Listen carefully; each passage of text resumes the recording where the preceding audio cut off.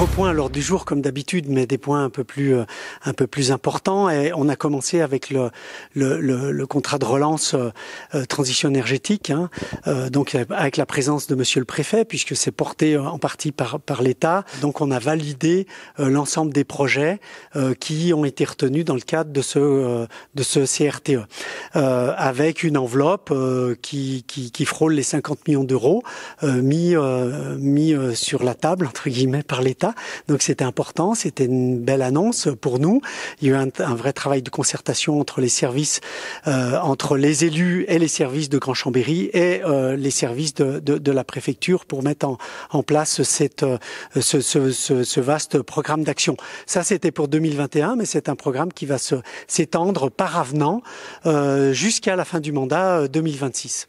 Un autre point, ensuite, on a parlé sur les schémas directeurs des sites naturels touristiques, on les appelle ainsi, parce que ce sont principalement sur les communes rurales, notamment des Bauges, mais pas que, où là on a une forte affluence de personnes qui viennent pratiquer soit de la randonnée, soit du canyoning, soit différentes activités de loisirs, et sur des communes qui finalement ont peu de moyens financiers pour permettre un bon accueil, pour mettre en place des équipements qui dignent ce nom et qui permettent d'accueillir dans de bonnes conditions. Donc là, ça s'est traduit par une enveloppe mise à disposition par Grand Chambéry pour aider ces communes à réaliser ces investissements.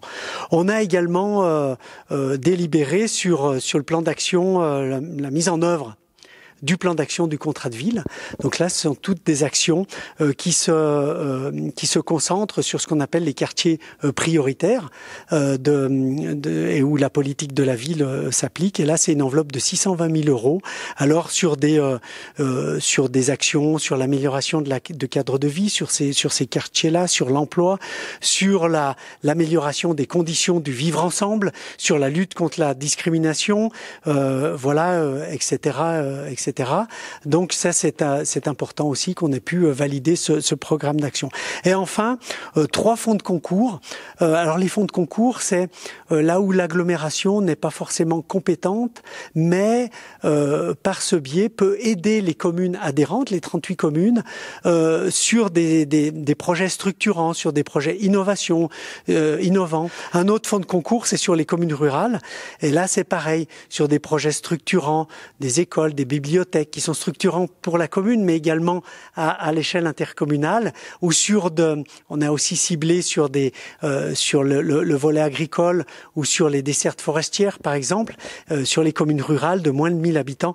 Et bien là, également, on a mis l'Assemblée a décidé que pour la première année, on mettait 100 000 euros pour l'ensemble de ces communes. C'est 23 communes qui ont moins de 1000 habitants sur l'agglomération de Grande Chambéry. C'est aussi pour encourager et aider ces communes qui se trouvent en difficulté quand il s'agit de mettre en place des projets structurants, des projets importants sur leur commune. Voilà. Et puis on a terminé sur un vœu concernant le trafic routier sur la VRU, toute la traversée de l'agglomération, puisqu'on a un concours de circonstances, on a les travaux du péage Chambéry-Nord, on a le doublement de la capacité, l'ouverture du deuxième tunnel sur le tunnel du Fréjus, là qui va arriver deuxième semestre 2021, on y est, et puis des travaux sur le tunnel du Mont-Blanc qui sont annoncés 2022-2023. Ce concours de circonstances, on va dire, va créer forcément de l'augmentation du trafic sur la VRU, inévitablement, pour aller sur l'Italie, en particulier du transport camion.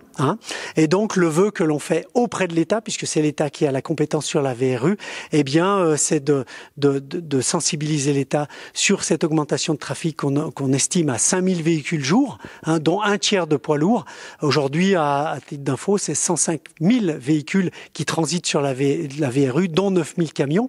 On voit que c'est saturé. C'est une infrastructure qui a atteint sa sa limite de saturation, et donc on veut sensibiliser l'État à ça. On a rajouté, en demandant évidemment de mettre, en insistant sur le transfert du fret routier sur le ferroviaire, mais également ont été rajoutés lors des débats là une demande de limitation de la VRU à 70 km/h.